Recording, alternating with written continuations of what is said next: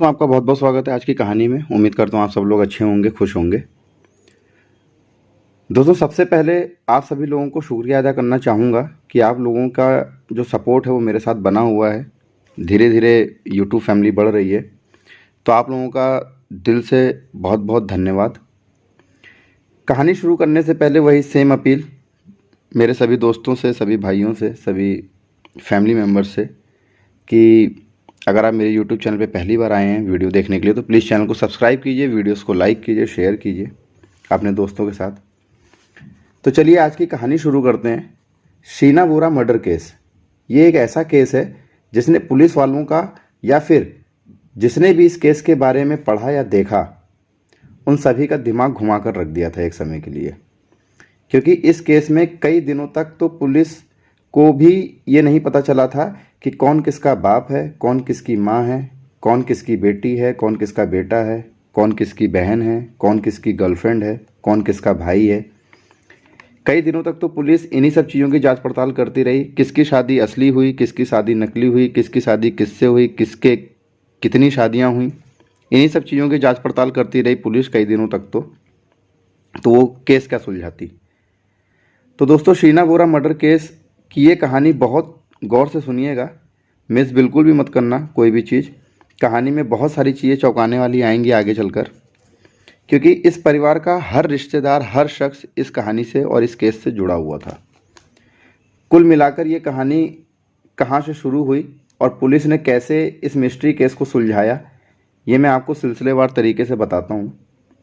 दिन था 18 जून 2015 का, जब मुंबई पुलिस के कमिश्नर राकेश मारिया अपने दफ्तर में बैठे हुए थे। उनके पास एक गुमनाम लड़की का कॉल आता है। वो लड़की राकेश मारिया से कॉल पर कहती है कि शीमा बोरा नाम की एक लड़की पिछले 3 सालों से अपने घर से गायब है और उसका कोई भी संपर्क किसी के साथ नहीं है। उसका 3 साल पहले ही कत्ल हो चुका था और उसका कत्ल इंद्रानी मुखर्जी ने करवाया है। आप इस केस की एक बार जांच पड़ताल करो। इतना बोलकर वो लड़की फ़ोन काट देती है। राकेश मारिया जब ये बात सुनते हैं तो उनको कहीं ना कहीं सच्चाई नज़र आती है उस कॉल में। आप लोगों को बता दूं कि राकेश मारिया है कौन। राकेश मारिया मुंबई के पुलिस कमिश्नर थे, जिन्होंने 26/11 जो कसाब का जो 26/11 जो केस हुआ था मुंबई में, उसकी भी जांच पड़ताल करी थी। और जब 1993 में मुंबई ब्लास्ट जो हुआ था, जिसमें संजय दत्त का नाम आया था, तो संजय दत्त से पूछताछ का काम राकेश मारिया जी ने ही किया था। और जो संजय दत्त पे जो मूवी बनी थी संजू, उस मूवी में दिखाया गया था कि पूछताछ के दौरान संजय दत्त को एक पुलिस वाले ने थप्पड़ मारा था। असलियत में राकेश मारिया ने ही पूछताछ के दौरान संजय दत्त को थप्पड़ मारा था जेल के अंदर। तो जब लड़की का कॉल आया राकेश मारिया के पास, तो कॉल कट होने के बाद वो सोचने लगे कि इस केस के बारे में, क्योंकि उस लड़की ने नाम लिया था इंद्रानी मुखर्जी का। तो वो जानते थे कि इंद्रानी मुखर्जी पीटर मुखर्जी की वाइफ, और पीटर मुखर्जी एक बहुत बड़ा नाम है, बहुत बड़े बिजनेसमैन हैं, बहुत बड़े मीडिया टाइकून रहे हैं एक समय पे। पीटर मुखर्जी स्टार न्यूज़ और स्टार टीवी के सीईओ थे वो। तो राकेश मारिया को बहुत अच्छे से मालूम था कि अगर इस कॉल में जरी सी भी सच्चाई है तो ये केस बहुत बड़ा हो जाएगा, क्योंकि इंद्रानी मुखर्जी का नाम था इस केस में। और क्योंकि कॉल में लड़की ने बताया था कि इंद्रानी मुखर्जी ने ही शीना बोरा का मरवाया है, उसी ने उसका कत्ल किया है। मतलब कि सीधा सीधा ये केस पीटर मुखर्जी से जुड़ जाता, क्योंकि इंद्रानी मुखर्जी पीटर मुखर्जी की वाइफ थी। तो अब राकेश मारिया डायरेक्ट तो पूछताछ कर नहीं सकते थे इंद्रानी मुखर्जी से, क्योंकि उसके पास कोई सबूत भी नहीं था उन दिनों। तो राकेश मारिया ने सोचा कि पहले इस कॉल की सच्चाई तक जाते हैं, जिसके बाद इस केस में डायरेक्ट पूछताछ करेंगे। तो राकेश मारिया जो थे वो अपनी हर पुलिस इंस्पेक्टर की या हर बड़े अधिकारियों की एक अपनी टीम होती है पुलिस में। तो राकेश मारिया की भी एक टीम थी जिसने 26/11 में भी जांच पड़ताल करी, संजय दत्त के मामले में भी जांच पड़ताल करी। तो राकेश मारिया अपनी टीम को पूरा केस बताते हैं कि ऐसा ऐसा था, लड़की का कॉल आया था और लड़की इस तरीके से बोल रही थी। तो सबसे पहले राकेश मारिया मुंबई के खार पुलिस स्टेशन पे पता करवाते हैं कि 3 साल पहले शीना बोरा नाम की किसी लड़की की गुमशुदगी की रिपोर्ट लिखाई गई थी क्या। थाने में चेक किया जाता है, क्योंकि ये थाना जो थार थाना था, डायरेक्ट वहीं पूछताछ इसलिए करी थी राकेश मारिया ने क्योंकि जो पीटर मुखर्जी और इंद्रानी मुखर्जी का घर आता था वो इसी थार पुलिस स्टेशन के एरिया में आता था। तो इसीलिए सबसे पहले राकेश मारिया ने वहीं पता करवाया कि शीना मुखर्जी 3 साल पहले शीना मुखर्जी नाम की लड़की का कोई गुमशुदगी की रिपोर्ट थी। पुलिस स्टेशन में चेक किया जाता है, पूरा 3 साल का रिकॉर्ड निकाला जाता है, देखा जाता है और जवाब में वहाँ के अधिकारी बोलते हैं, थार पुलिस के अधिकारी बोलते हैं कि नहीं, ऐसा कोई भी गुमशुदगी की रिपोर्ट शीना बोरा नाम की लड़की की नहीं लिखवाई गई है। इसके बाद राकेश मारिया ने अपने सबसे भरोसेमंद इंस्पेक्टर दिनेश कदम को अब ये केस सौंप दिया क्योंकि उनको ये केस लीक नहीं होने देना था कहीं से भी, क्योंकि कोई सबूत नहीं थे और केस जो था वो हाई प्रोफाइल था।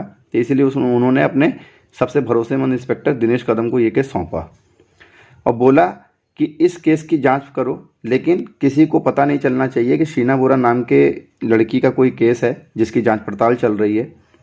और अभी तक सबको यही पता था कि शीना बोरा जो है वो इंद्रानी मुखर्जी की बहन है।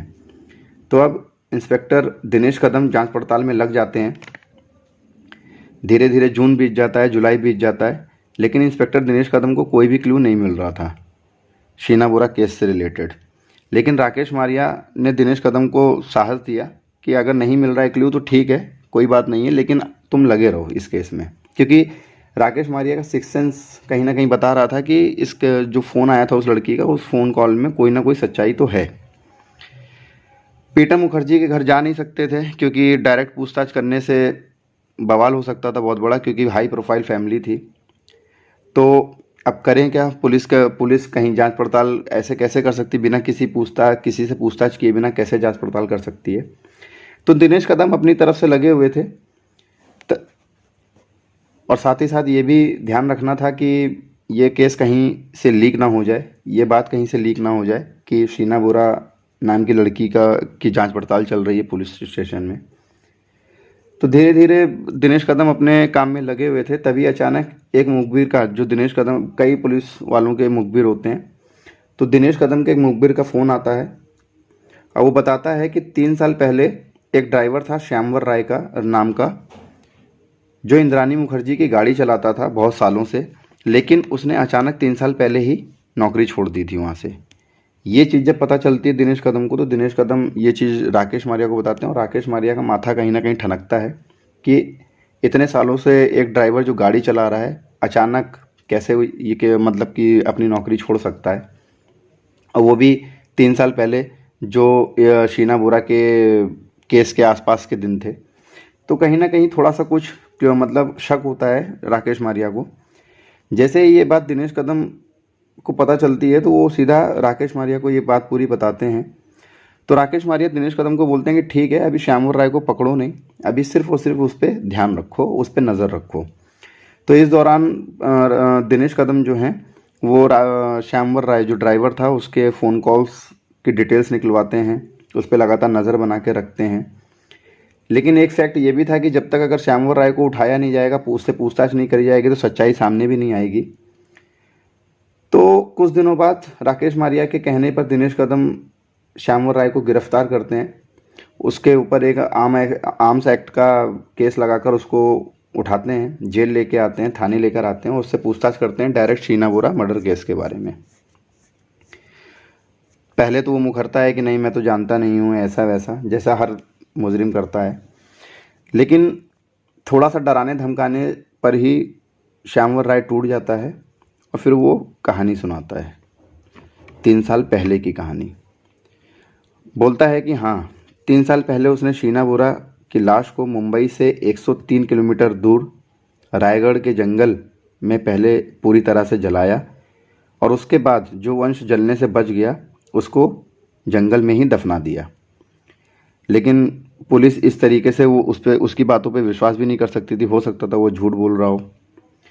तो पुलिस सीधा श्यामवर राय को गाड़ी में बैठाती है और रायगढ़ के उसी जंगल में लेकर जाती है जहाँ पे उसने अपनी मतलब शीना बोरा की लाश दफनाई थी।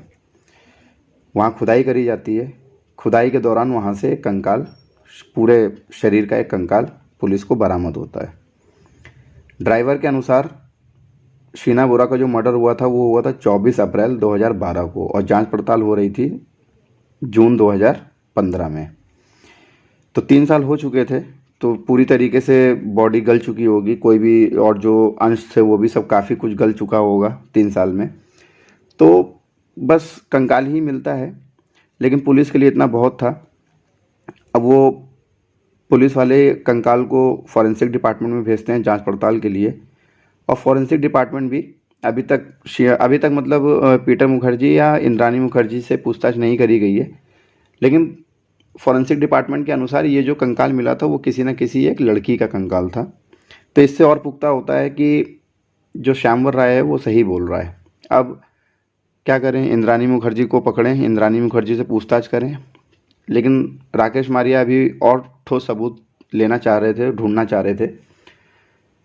तो उनके पास ड्राइवर का बयान भी था, एक लड़की का कंकाल भी था, जो काफ़ी था इंद्रानी मुखर्जी से पूछताछ करने के लिए। लेकिन फिर भी राकेश मारिया बोलते हैं कि नहीं। अब जिस दिन मर्डर हुआ था, मतलब कि जो मर्डर हुआ था 24 अप्रैल 2012 में, जो शीना बोरा का जब मर्डर हुआ था, पीटर मुखर्जी के साथ साथ पीटर मुखर्जी के सभी फैमिली वालों का फ़ोन रिकॉर्ड और फ़ोन लोकेशन निकाला जाए, कॉल रिकॉर्ड्स निकाली जाएं 24 अप्रैल 2022 की, 12 की। तो राकेश मारिया के अनुसार, कहने के अनुसार, पीटर मुखर्जी के घर पर मतलब जाने से पहले वो लोग पुलिस पूरा का पूरा सभी फैमिली वालों का फ़ोन रिकॉर्ड निकालती है, करंट लोकेशन निकालती है। क्योंकि राकेश मारिया का ये कहना था और मानना भी था कि अगर जिस दिन हम लोग इंद्रानी मुखर्जी को गिरफ्तार करेंगे, जिस दिन उसको घर से उठाएंगे, उसी दिन से ऊपर बैठे बड़े बड़े अधिकारियों का प्रेशर हमारे ऊपर बनने लगेगा। तो हमारे पास कुछ दिखाने के लिए, कुछ बताने के लिए कुछ प्रूफ होना चाहिए।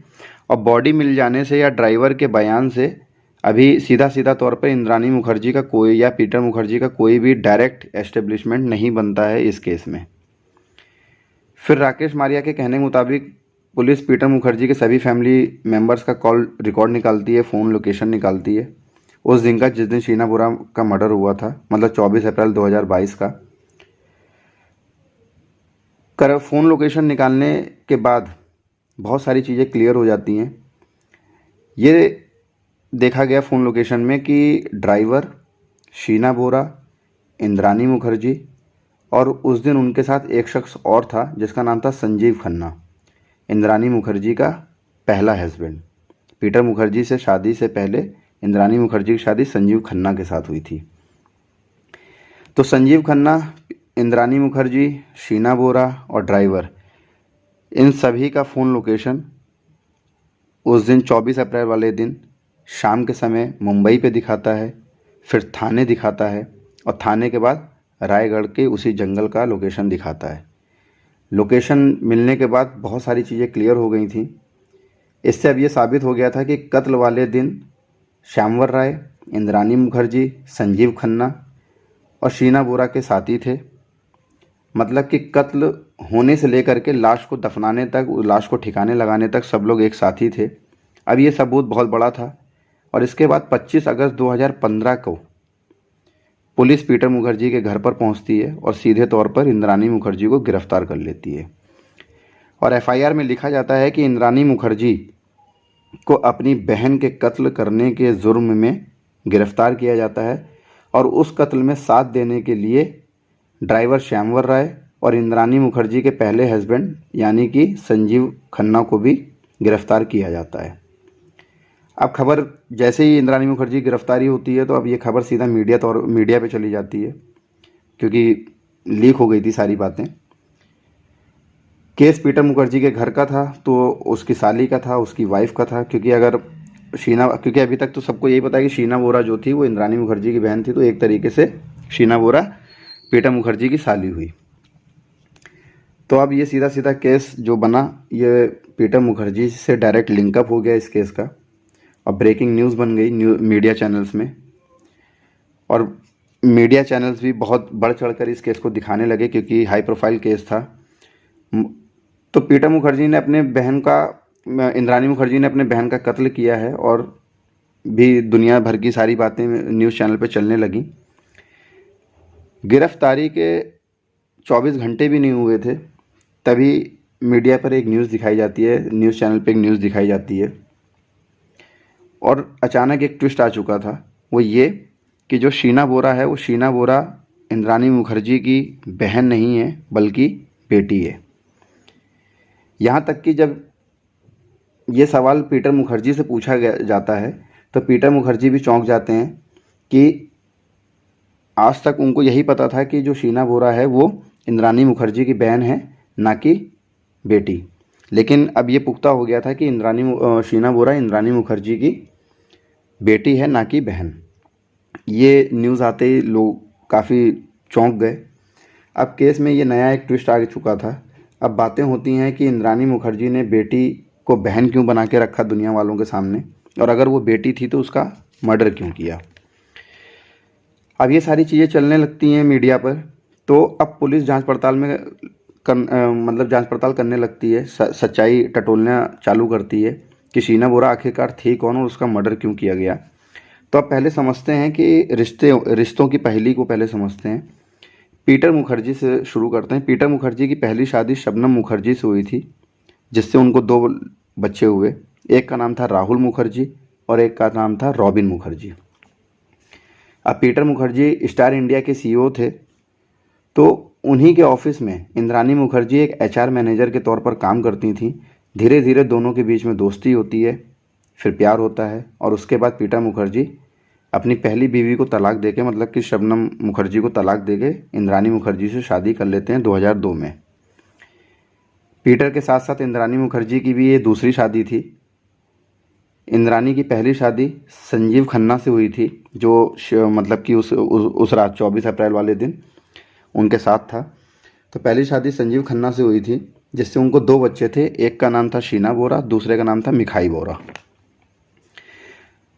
और अगर देखा जाए तो शीना बोरा की 2 नहीं बल्कि 3 शादियां हुई थी, लेकिन एक हस्बैंड का इस केस से कोई लेना देना नहीं है, तो उसकी चर्चा नहीं करेंगे इस कहानी में। तो इंद्राणी मुखर्जी के 2 बच्चे थे, एक का नाम था शीना बोरा और दूसरे का नाम था मिखाई बोरा, पहले हस्बैंड से, जिनको पीटर मुखर्जी से शादी करने के बाद इंद्राणी मुखर्जी शीना बोरा को अपने बहन और मिखाई बोरा को अपने भाई के रूप में पीटर मुखर्जी के सामने लेकर आती है। तो ये थी पूरे रिश्तों की पहेली अभी तक की। बहुत ज़्यादा मैंने अभी रिश्तेदारी का पूरा वो बताया नहीं है, काफ़ी कुछ है, लेकिन जो सीधे तौर पर इससे डायरेक्ट लिंकअप है इस केस से, उन्हीं के बारे में चर्चा करेंगे। अब बात करते हैं मर्डर क्यों किया गया। इंद्राणी ने जब पीटर मुखर्जी से शादी करी तो ये बात शीना बोरा को कहीं ना कहीं बहुत खली और अच्छी भी नहीं लगी ये बात, और उसको इस बात का भी ये बुरा लग रहा था कि बेटी होते हुए भी मैं दुनिया के सामने अपनी माँ की एक बहन बनकर रह रही हूँ। ये भी कहीं ना कहीं उसको ये सारी चीज़ें ख़राब लग रही थी, बुरी लग रही थी इंद्राणी मुखर्जी की। लेकिन अब वो क्या करती, असम से इंद्राणी मुखर्जी जब पीटर मुखर्जी शादी कर लेती है तो शीना बोरा असम से अब मुंबई चली जाती है। अब शीना बोरा तो एक तरीके से इंद्राणी मुखर्जी की बेटी थी, तो मुंबई में एक फ्लैट लेकर रहने लगती है। तो अब घर पे आना जाना भी होता है, तो घर पे से आती है, जाती है, रहने भी लगती है, 2-4 दिन रुकती भी है घर पे आके शीना बोरा पीटर मुखर्जी के घर पे। उसी बीच में पीटर मुखर्जी का जो पहली बीवी थी शबनम मुखर्जी, उसका जो पहला लड़का था राहुल मुखर्जी, राहुल मुखर्जी को शीना मुखर्जी से प्यार हो जाता है। क्यों? क्योंकि राहुल मुखर्जी को तो पता नहीं था कि शीना बोरा इंद्राणी मुखर्जी की बेटी है, क्योंकि इंद्राणी मुखर्जी ने कभी बताया ही नहीं। उसको तो ये पता था कि शीना बोरा इंद्राणी मुखर्जी की बहन है। तो राहुल मुखर्जी को शीना बोरा से प्यार हो जाता है, और प्यार की ये सारी खबरें जब इंद्राणी मुखर्जी को पता चलती हैं तो इंद्राणी मुखर्जी अपनी शीना बोरा को समझाने की कोशिश करती हैं कि कोई भी इस शादी अगर मैं करवा भी दूंगी तो कोई भी इस शादी को अपनाएगा नहीं, क्योंकि तुम दोनों तो आपस में देखा जाए तो एक तरीके से बहन भाई हो। लेकिन अब बहुत देर हो चुकी थी, समझाने का कोई फ़ायदा नहीं था। इंद्राणी मुखर्जी काफ़ी समझाती है, और कहीं ना कहीं उसको ये डर भी था कि अगर शीना बोरा की शादी राहुल मुखर्जी से हो जाती है तो पीटर मुखर्जी की सारी धन दौलत जायदाद जितना भी जो कुछ है वो सब कुछ शीना मुखर्जी का हो जाएगा। तो शीना मुखर्जी को समझाने के बाद वो सब कुछ समझाती है, लेकिन शीना बोरा समझने को तैयार ही नहीं थी। और यही सारी चीज़ें, घर जायदाद रिश्तेदारी, यही सारी चीज़ें अब इंद्राणी मुखर्जी को परेशान करने लगती हैं। तो फिर वो एक फ़ैसला सुन लेती है। फ़ैसला ये कि अगर इन सब चीज़ों को रोकना है तो शीना बोरा को रास्ते से हटाना पड़ेगा। तो सबसे पहले इंद्राणी मुखर्जी अपने वही पुराने ड्राइवर श्यामवर राय को अपने साथ मिलाती है। श्यामवर राय को मिलाने के बाद फिर वो संजीव खन्ना से, जो उसका पहला हस्बैंड था, उससे बात करती है, उसको पैसों का लालच देती है और उसको भी अपने साथ मिला लेती है। और फिर दिन आ जाता है 24 अप्रैल 2012 का। इंद्राणी मुखर्जी शीना बोरा को कॉल करती है और बोलती है कि सारी लड़ाई झगड़े सुलझा लेंगे, आओ साथ में मिलकर बैठ के बात करते हैं, सारी लड़ाई झगड़े भी सुलझा लेंगे और कहीं ना कहीं तुम्हारी राहुल से शादी की भी बात करेंगे। तो शीना बोरा ये सुन के काफ़ी खुश होती है और वो बांद्रा में से इंद्राणी मुखर्जी को मिलती है। मुंबई के बांद्रा इलाके में शीना बोरा इंद्राणी मुखर्जी से मिलती है। जैसे ही गाड़ी आती है इंद्राणी मुखर्जी की, शीना बोरा गाड़ी में बैठ जाती हैं। गाड़ी में पहले से ही श्यामवर राय जो ड्राइवर था वो गाड़ी चला रहा था और संजीव खन्ना जो थे वो पहले से ही उस गाड़ी में मौजूद थे। शीना बोरा जैसे ही गाड़ी में बैठती है तो उसको पानी पीने के लिए दिया जाता है। शायद से पानी में बेहोशी का कुछ दवाई मिलाई गई थी। पानी पीते ही शीना बोरा बेहोश हो जाती है। तब तक ये गाड़ी जो है वो पूरे मुंबई की सड़कों पे घूम रही है। सुनसान जगह देखकर गाड़ी रोकी जाती है। फिर संजीव खन्ना और इंद्राणी मुखर्जी शीना बोरा का गला दबाते हैं और सांसें ना लेने के कारण, सांस रुक जाने के कारण शीना बोरा की मौत हो जाती है। मौत होने के बाद गाड़ी को रायगढ़ की तरफ लिया जाता है। पहले से ये सारी प्लानिंग हो रखी थी कि मारने के बाद यहाँ लेके जाएंगे और ये करेंगे, ये सारी चीज़ें। तो रायगढ़ की जंगलों में लेके जाया जाता है। पूरी बॉडी को पहले जलाया जाता है। बॉडी जलाने के बाद जो कुछ अंश बचे हुए थे उसको दफना दिया जाता है। तो अगले दिन सुबह इंद्राणी मुखर्जी अपने घर पे, संजीव खन्ना कोलकाता से आए थे, संजीव खन्ना कोलकाता चले जाते हैं और ड्राइवर फिर से रोज़मर्रा की तरह काम में लग जाता है। मतलब सब कुछ, अब सब लोग ऐसे हो गए थे जैसे सब कुछ नॉर्मल है। तो अब राहुल की तो लेकिन डेली शीना बोरा से बातचीत होती रहती थी क्योंकि दोनों एक दूसरे से प्यार करते थे। 2-3 दिन बीत जाते हैं। राहुल बहुत बार फ़ोन करता है लेकिन शीना बोरा का फ़ोन लगता नहीं है, स्विच ऑफ बता रहा रहता है उसका फ़ोन। अब 2 से 3 दिन बीत जाते हैं, राहुल की कोई बात नहीं होती शीना बोरा से। तो वो फिर डायरेक्ट जाके इंद्राणी मुखर्जी से ये सारी चीज़ें पूछता है कि शीना बोरा से फ़ोन पे बात नहीं हो पा रही है, क्या आप जानते हैं? तो इंद्राणी मुखर्जी बोलती है कि शीना बोरा 2 दिन पहले ही यूएस चली गई है। अब यूएस चली गई है, राहुल को ये बात हजम नहीं होती है। क्यों? क्योंकि राहुल को बताया नहीं शीना बोरा ने आज तक कभी, और जाने से पहले भी कभी नहीं बताया। राहुल को थोड़ा सा शक होता है, लेकिन फिर जहाँ शीना बोरा काम करती थी, जिस ऑफिस में, वहाँ जाके जांच पड़ताल करता है तो उसको ये मेल दिखाया जाता है जो उसने रेजिग्नेशन दिया था, जो कि हो सकता है कि इंद्राणी मुखर्जी की कोई एक चाल हो, क्योंकि काफ़ी बड़ी फैमिली थी और काफ़ी बड़े लोग थे ये लोग। तो वो भी एक तरीके से चाल ही थी इंद्राणी मुखर्जी की। तो जहाँ पे शीना बोरा काम करती थी, वहाँ राहुल जाके पता करता है तो वहाँ के ऑफिस के लोग उसका रेजिग्नेशन मेल दिखाते हैं। रेजिग्नेशन मेल देखने के बाद राहुल को विश्वास होता है कि हो सकता है कि शीना बोरा यूएस चली गई, लेकिन क्यों गई आज तक उसको पता नहीं चला। धीरे धीरे टाइम बीत जाता है। 2012 में मौत हुई, 2015 लग जाता है। फिर वही सिलसिलेवार तरीके से, जैसा शुरू में मैंने बताया कि एक लड़की का कॉल आता है राकेश मारिया के पास। राकेश मारिया ये सारी चीज़ों की जांच पड़ताल कराते हैं। तो अब जो केस है 2018 में लोअर के कोर्ट जो होता है, सब चीज़ें मतलब पुख्ता तौर पे मतलब सबूत बटोरे जाते हैं सारे सब। इंद्राणी मुखर्जी का बयान लिया जाता है, पीटा मुखर्जी का बयान लिया जाता है, ड्राइवर का बयान लिया जाता है, संजीव खन्ना को पकड़ा जाता है, उसका बयान लिया जाता है, और भी कई सारे सबूत इकट्ठे किए जाते हैं। जिसके बाद 2018 में लोअर कोर्ट इंद्राणी मुखर्जी को, संजीव खन्ना को और उस ड्राइवर को उम्र कैद की सज़ा सुना देते हैं। फिर बाद में ये केस कहीं ना कहीं पीटा मुखर्जी की तरफ रुख मोड़ता है। बाद में ये अटकलें लगाई जाती हैं कि पीटा मुखर्जी को ये सारा सब कुछ मालूम था, लेकिन पीटा मुखर्जी ने ये सब चीज़ें छुपाई। लेकिन जब पीटा मुखर्जी पे ये बात आई तो फिर केस पुलिस से लेकर सीबीआई को दे दी गई। सीबीआई ने जांच पड़ताल करी, सीबीआई को कुछ सबूत मिले पीटा मुखर्जी के खिलाफ, जिसके बाद पीटा मुखर्जी को 8 साल की सज़ा हो गई और अभी भी सब लोग जेल में ही हैं। फिर चाहे वो पीटा मुखर्जी हो, इंद्रानी मुखर्जी हो, संजीव खन्ना हो, श्यामवर राय ड्राइवर हो, अभी भी सब लोग तिहाड़ जेल में बंद हैं दिल्ली के। तो ये थी दोस्तों शीना बोरा की पूरी कहानी, जो रिश्तों की पहेली में सुलझी अनसुलझी कहानी एक कि 3 साल पहले जो मर्डर हुआ था गलत रिश्तों की बुनियाद पे, 3 साल बाद मतलब कि 2015 में वो केस उठा और 2018 में सभी मुजरिमों को सज़ा दी गई। तो उम्मीद करता हूँ आप लोगों को कहानी अच्छी लगी होगी। अगर कहानी अच्छी लगी हो तो प्लीज़ चैनल को सब्सक्राइब कीजिएगा, वीडियोस को लाइक कीजिएगा, शेयर कीजिएगा। तब तक के लिए धन्यवाद।